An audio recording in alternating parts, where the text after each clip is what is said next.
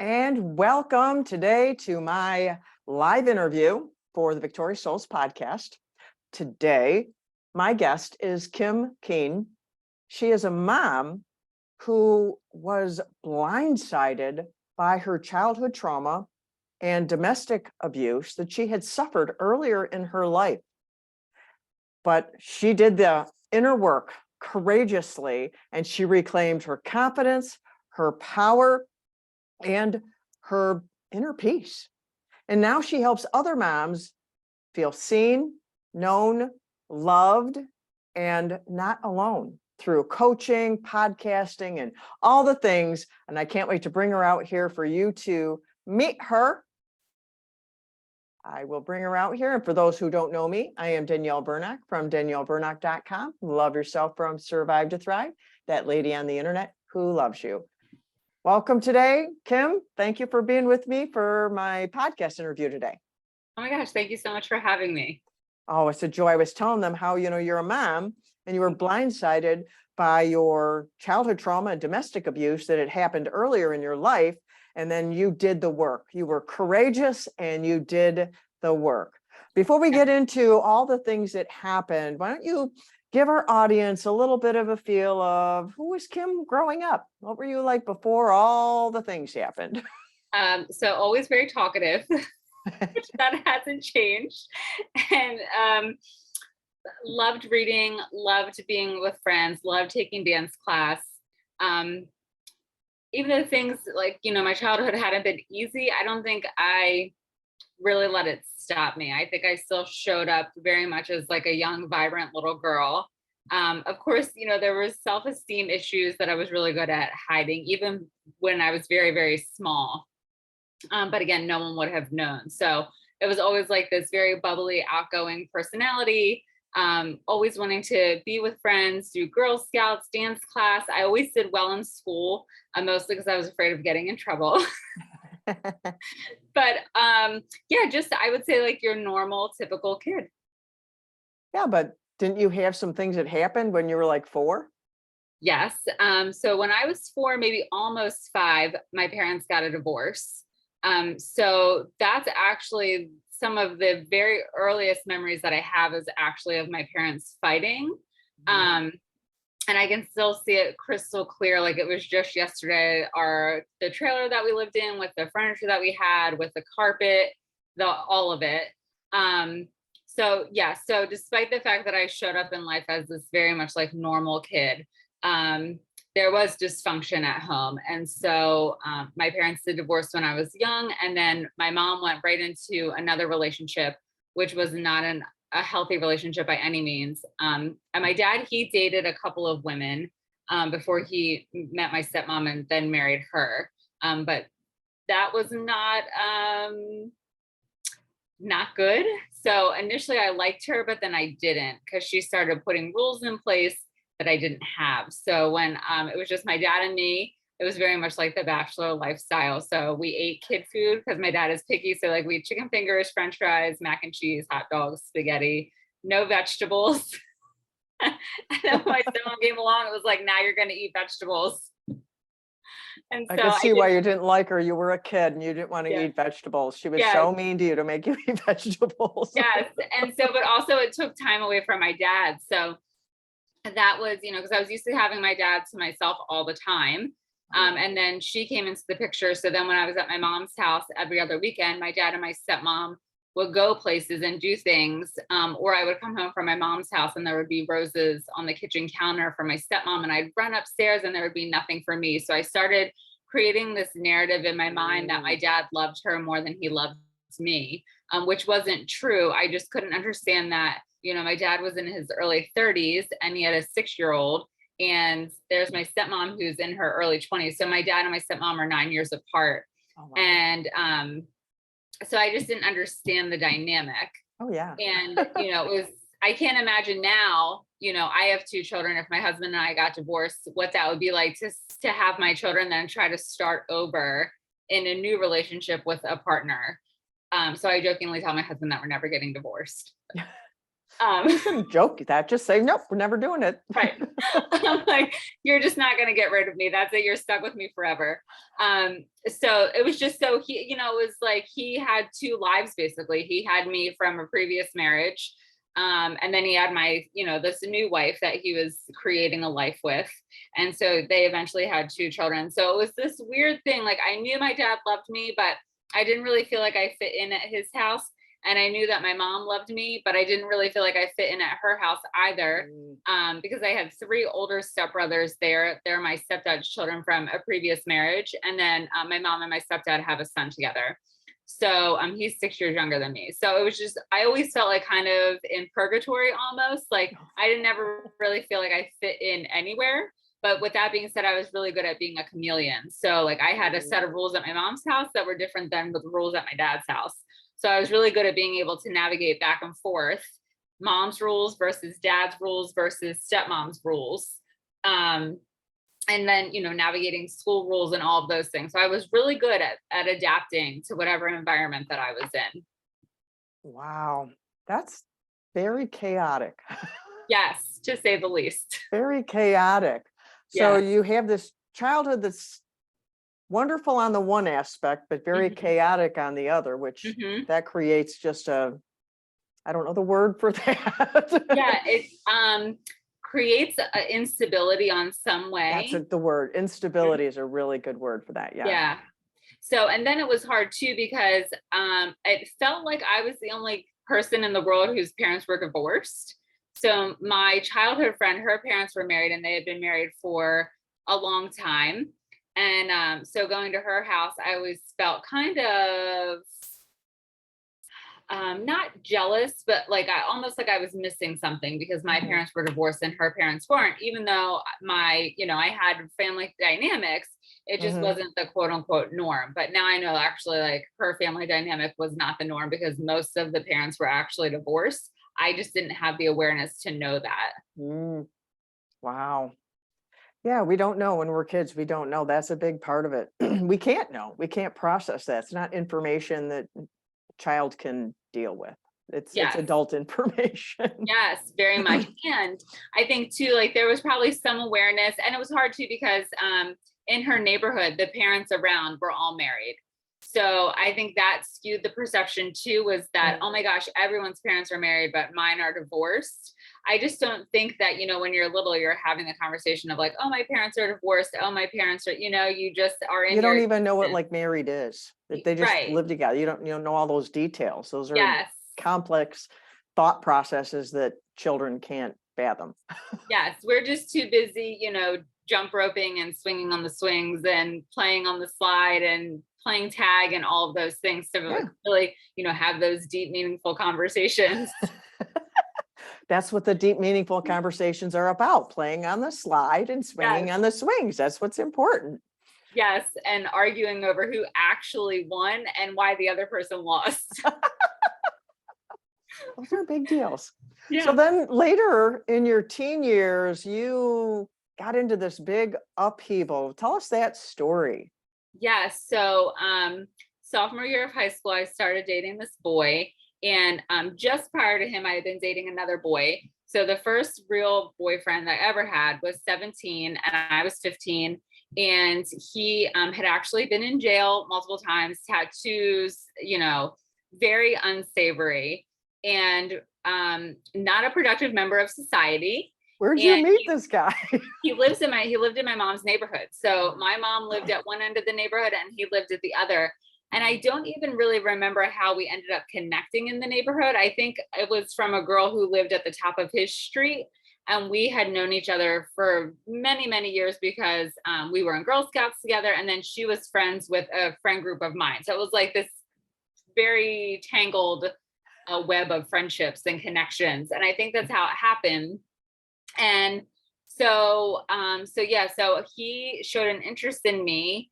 And, but then ironically enough, it was like we were a couple, but then he only wanted me to hang around when it was convenient for him. So, which was very rare, honestly. So it was more of like, we said that we were together, but we really weren't really acting like boyfriend and girlfriend.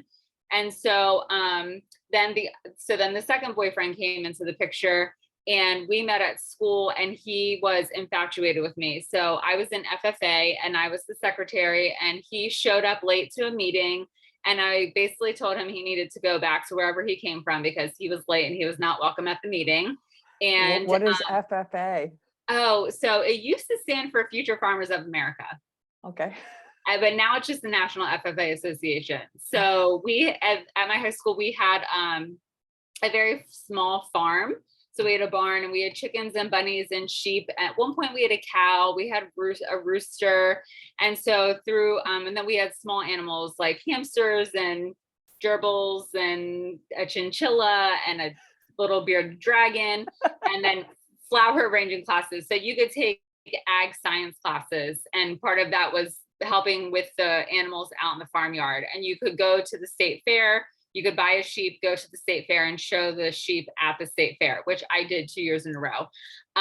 So I was totally like an FFA nerd. And so this boy who is a troublemaker, who cuts class, who smokes, who tells the teachers off, comes strolling in late. And I'm like, I don't know who you think you are, but you're an absolute loser and you need to leave.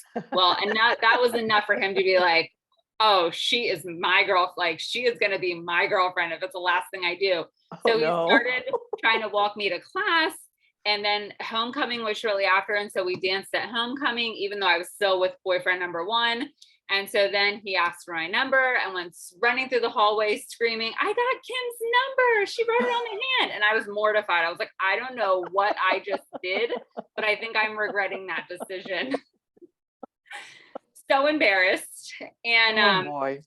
So boy number two started showing me a lot of attention, paying a lot of interest to me, walking to my classes, walking me to and from the bus, and calling me on the phone, because this was back in the 90s before cell phones, and he would page me on my pager. And so I broke up with boyfriend number one, and boyfriend number one was furious. So here, boy number one and boy number two are now fighting over me. And at one point the cops got called. It was crazy town, absolute crazy town. I am like this sweet, naive little suburban girl who knows nothing about any of this drama. And so I just thought, so then I was like hook, line, and sinker with boy number two. We started dating. It took me a while though, because I was repulsed by him. So it took him a good 6 months of walking me to class, buying me flowers from the high school flower shop, skipping classes, sit with me at lunch, changing his schedule to be in my classes, all these things. It was like this, it was very much a grooming period. And I didn't know that I was being groomed for this abusive relationship. I just thought like, oh my gosh, he loves me. I'm the center of his universe. And I felt loved. And I didn't always feel that at home.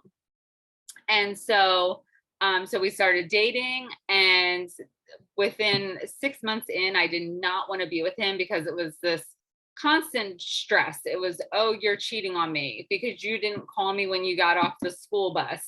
Oh, I don't want to be with you anymore because so-and-so said that you like so-and-so. And it was like, none of this was true. He was actually the one who was cheating on me. But again, it was like all about manipulation and control. Wow. And so finally, my parents had been actually listening to our phone conversations by tapping the phone lines like an FBI agent. I still, to this day, that was in 1998. So what is that? 24 years later, I still to this day do not know how my dad tapped the phone lines, but they were listening to my phone conversation, finding out that at 15, I was doing all sorts of things that I should not have been doing, and confronted me with the tapes. Now, mind you, my dad hated my mom. It was always a very tense relationship between them after the divorce. And my dad used me as a pawn against my mom. So my mom never got me on Christmas Eve. I would go to her house after my dad was done spending time with me on Christmas. I would be there for a very short period of time, and then we would go see my stepmom's family. So my dad was always calling the shots of when my mom could have me, how often she could have me, even though they had a custody agreement in court. Wow. And so ironically enough, now here my parents are coming together as a united force to confront me with these tapes. And they said that I couldn't see him anymore. That must have felt so bizarre. Just that whole, they came together as a united front. How did just that thing make you feel? I didn't even know, I think, what to think about that. I mean, I got off the school bus. I saw my mom's car at my house, at my dad's house. And I thought, well, that's weird because it's not my mom's day to have me. So what's she doing here? And I walk in the house and they're like, you need to sit down because we have to talk. And I was kind of like, oh, SHIT, this is not going to work well in my favor. And so I was completely blindsided. I did not see it coming that they were confronting me with these tapes and telling me that I couldn't see him anymore. And of course, at the ripe age of 16, I said, I'm an adult and you can't tell me what to do. And yeah, so I told my dad, well, I'm going to live with my mom. And in the heat of the argument, I swear he said, fine. So that night I went upstairs and packed my things. And the next day when he saw my things packed, he was like, I never said that you could go live with your mom, but if you want to go live with your mom, get the F out. We loaded up his car. He sent me to my mom's house, like literally was throwing my things into the driveway, said, give me the key. And he sped away. So I didn't talk to my dad really for 5.5 years while I was in this relationship. Because initially he tried to, after he kicked me out and I was out living with my mom, he tried to force me to come to his house every other weekend, but I wasn't allowed to basically be out of their sight. And of course, boyfriend was relentless and would have a friend call. And then, it would be like, hi, this is Susie. And then my dad would be like, Kim, Susie is on the phone. And then I would get on the phone and it would actually be him. So, and then of course my dad would know because my voice would change and my demeanor would change because I was thinking to myself, oh God, if I get caught, not knowing that the whole conversation was being recorded anyway. So my dad would snatch the phone. It would be this whole big thing. And so he eventually stopped having me come over because he didn't want us fighting in front of my 2 younger brothers who were only 3, who was 3 at the time and then an infant. So it was like a good, I would say like 5 years and 3 months that I didn't talk to my dad. Periodically he would come to my mom's house when she was at work and scream at me through my bedroom door about how I was a loser and I was ruining my life being with this boy. And I was, a loser for giving up my family, all in the name of a boy. And I should be ashamed of myself and things like that. And so then I would scream and he would scream. And then eventually he'd storm out and slam the door.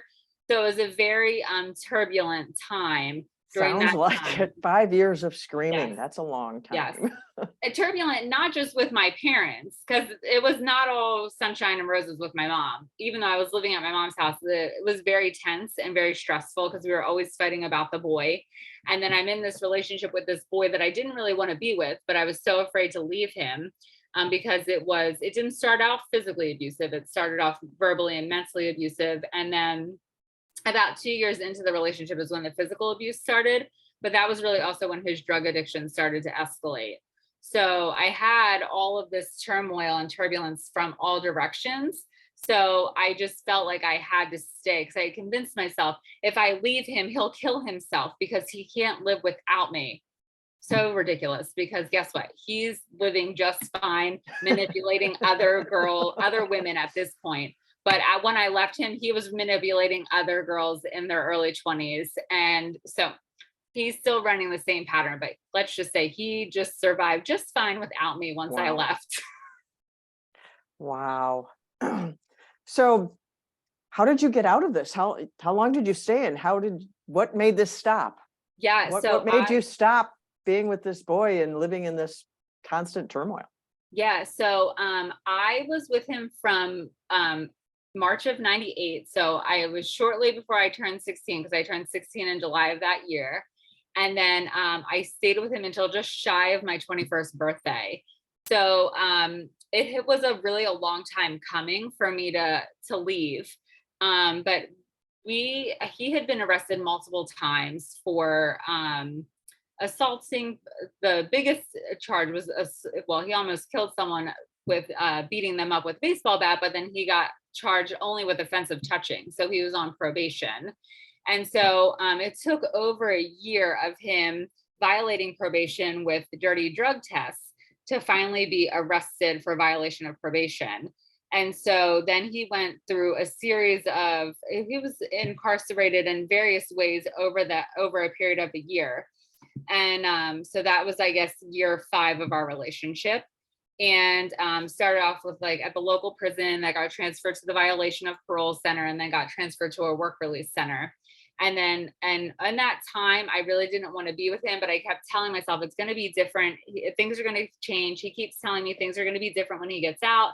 He doesn't ever want to go back to jail again. It's going to be different. It's going to be different. And so I was kind of hanging on that hope that things were going to be different. And so he got out and refused to get a job and started using drugs again. And the drug addiction spiraled out of control worse than it ever had been, because he had to go in for some dental work and he didn't tell them that he was a recovering addict. And so the pain meds that they gave him for the dental work was enough to send him back into a state of trying to manage his addiction, which wasn't working. And then started hanging out with the same people again that he was hanging out with before jail. And he had actually proposed to me when he was in jail, ironically enough. And I said yes, with the engagement ring and all that he bought with his work release money. And Wow. when he got out, he started seeing another girl behind my back, and then he ended up getting her pregnant. And so his little cousin, one day, I was hanging out with him. I didn't really want to be hanging out with him, but I was too afraid to say no. And so he said, oh, take me to my house real quick because I need to call so-and-so.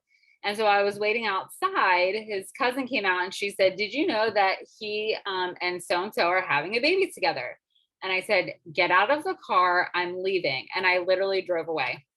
And because I realized in that moment, nothing was changing, but things got a whole lot more serious and I wasn't dealing with it. So that was finally, I think, the straw that broke the camel's back for me, that it was like, okay, wake up, Kim. Nothing is changing. Things are worse and they continue to get worse by the day. What are you doing?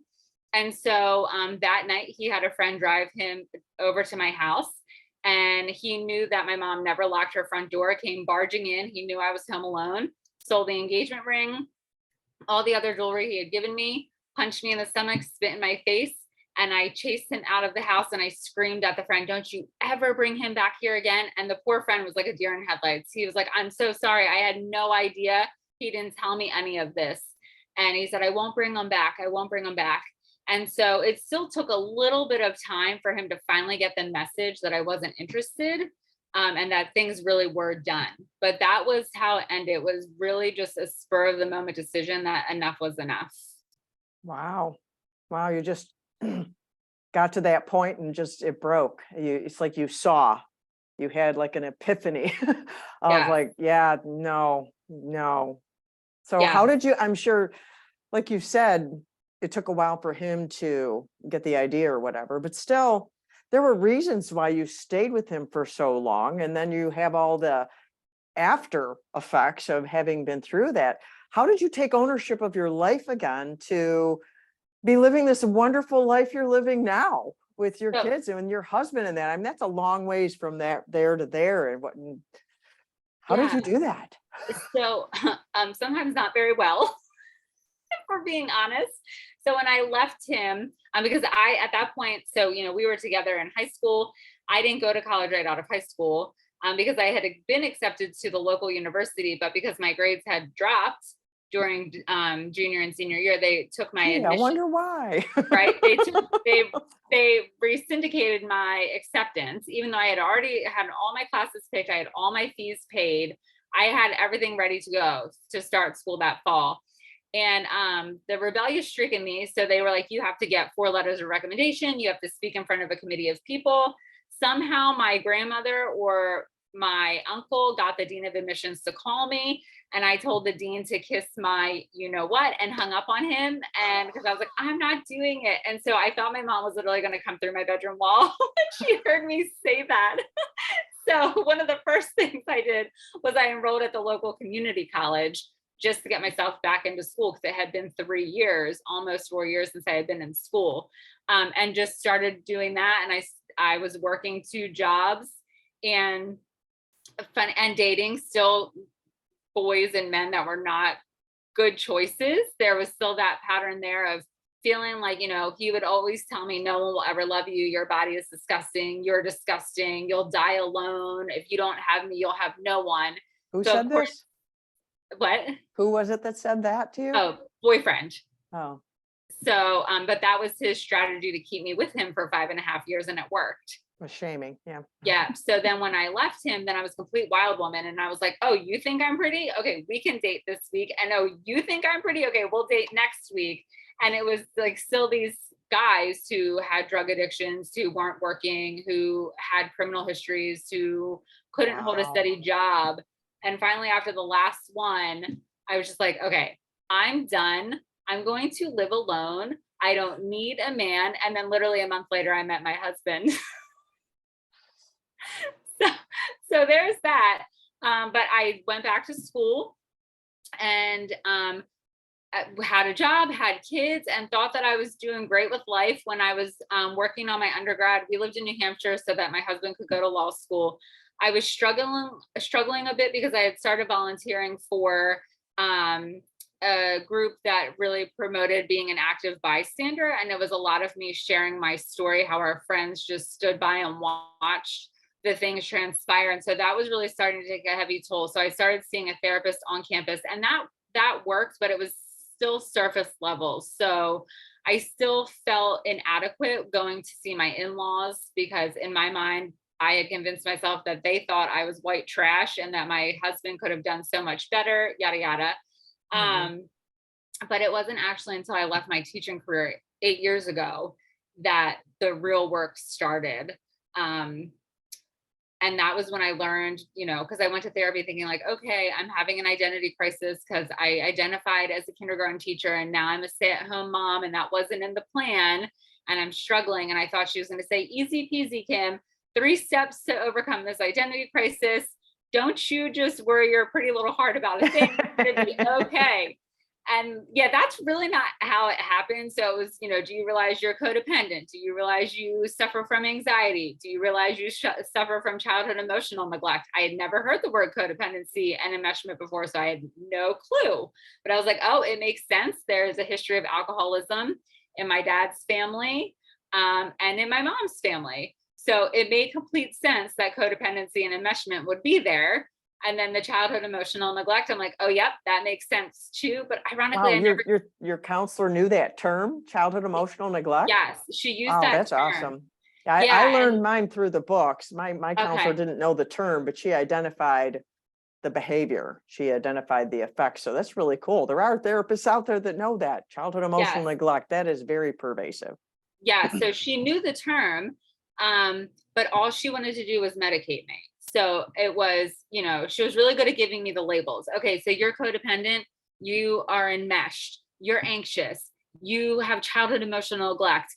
And so now you should take antidepressants and anti-anxiety meds. And I could not bring myself to do it because I saw myself as a failure anyways for being codependent and enmeshed and anxious and trying to navigate childhood emotional neglect and leaving my teaching career and then having, the childhood and the teen years that I did. I just saw myself as this big, huge failure. So medication for me would have been the ultimate fail.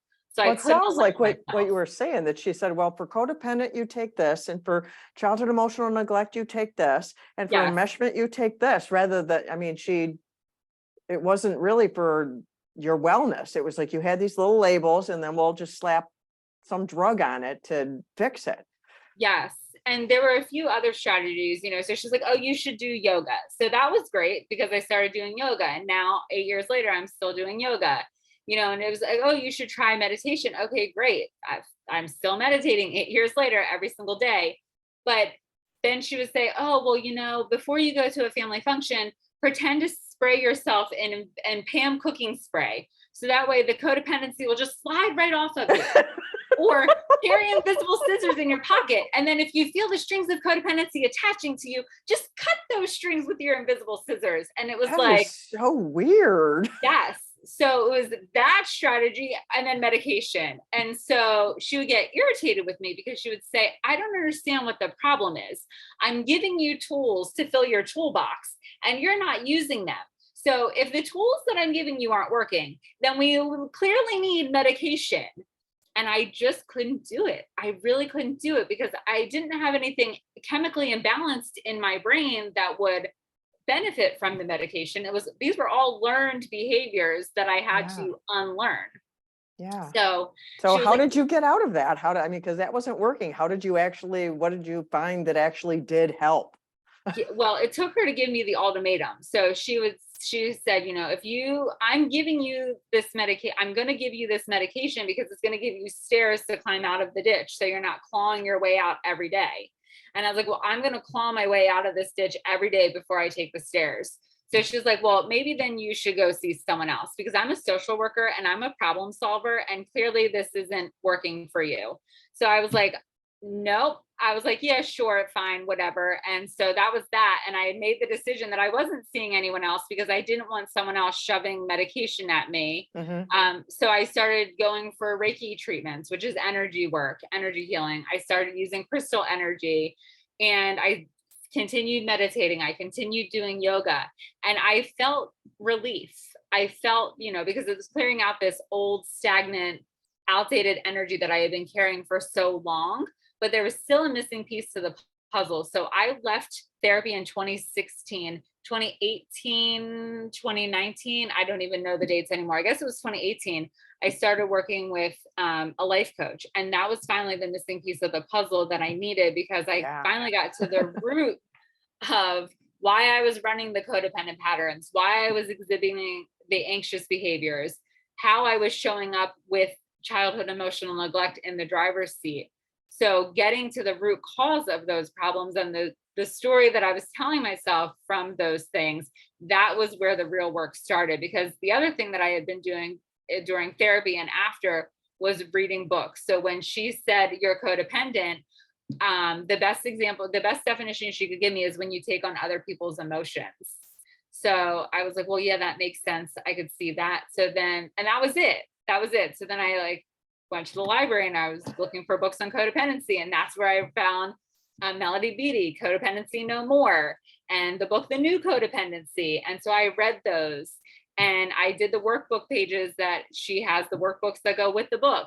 And this was during therapy. And then, when childhood emotional neglect came up and inner child work. So then I went to the library and I looked for books on that. And that's when I came across John Bradshaw. So I started doing inner child work on my own in between my therapy sessions. And then after leaving therapy, it was like any personal development book or self-help book that I could get my hands on.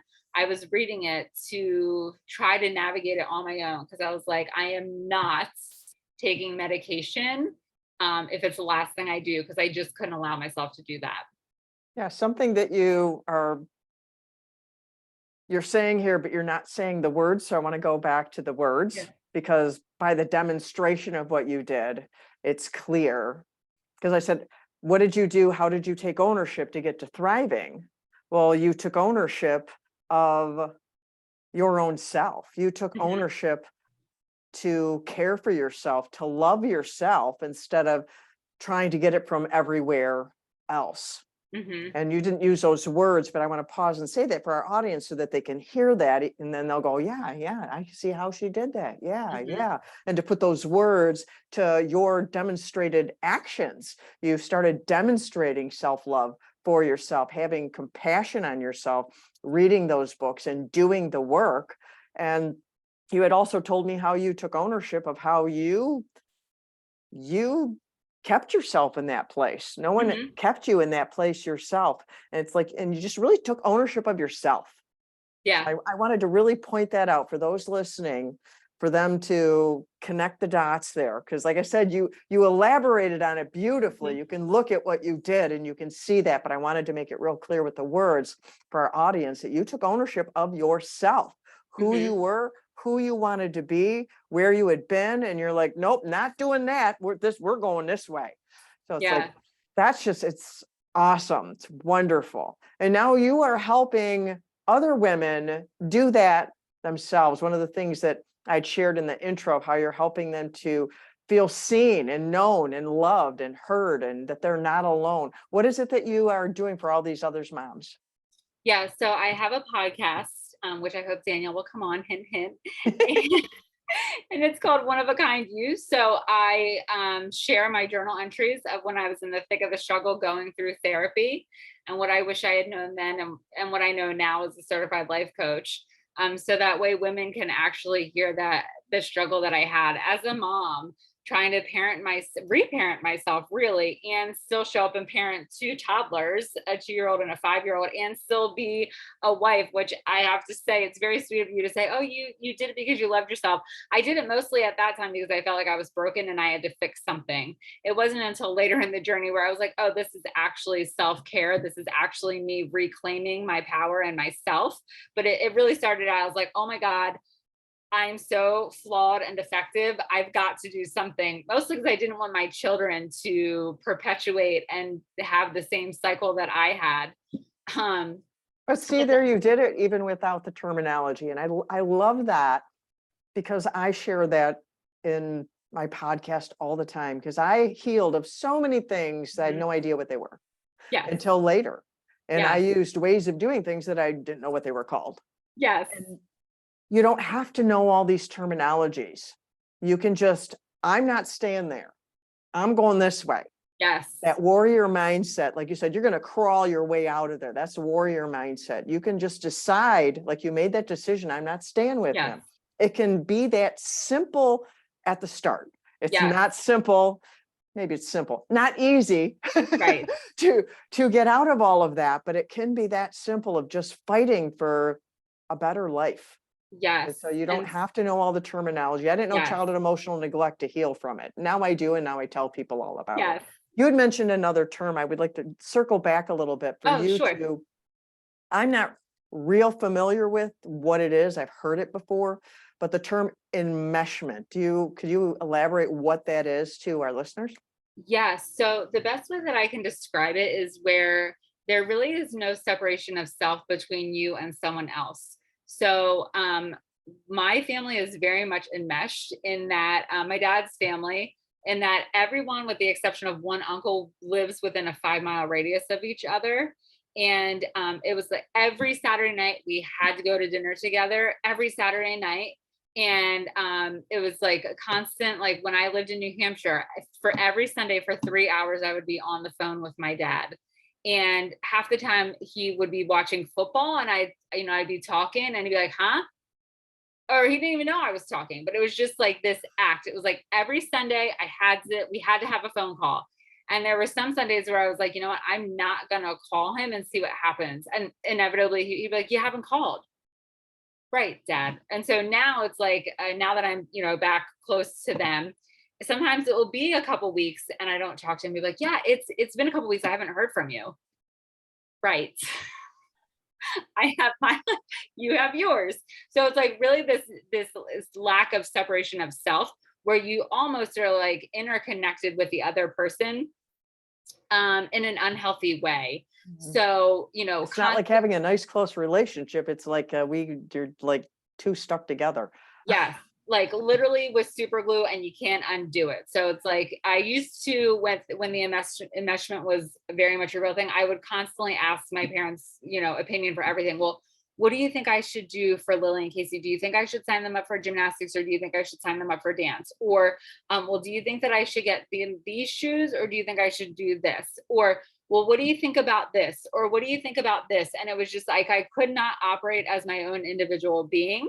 I always had to run it by someone else and give that long-winded explanation. Well, I did this, and then we did this, and then we did this, and then we're going to do this, and then tomorrow we're going to do this. And I don't know about the rest of the week, but I'll let you know when I figure that out. So it was just this constant feeling of like always having to check in, always get this unending need for approval. And if you don't get that, then the other person feels like they're suffocating, like they can't breathe, like, oh my God, where are they doing? Why didn't they call me? Why didn't they tell me? When am I going to see them? And so there's really just absolute zero boundaries in terms of time, communication, relationships, you name it, there's really no boundaries. So it's just like, stuck together like glue.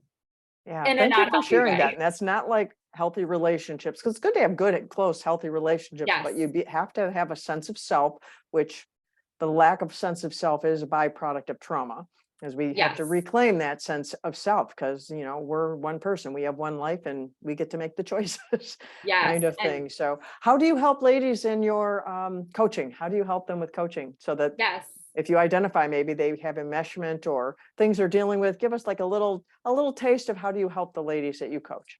Yeah. So when I'm coaching a client, typically they'll come because they have this feeling of being stuck or feeling like they're lost.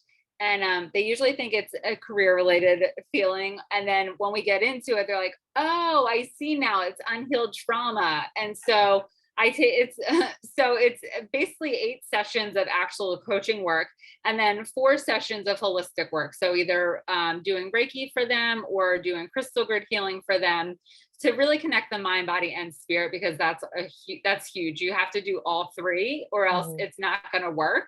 But when the actual coaching part, it's really a 4-step process. So we go through the discovery phase.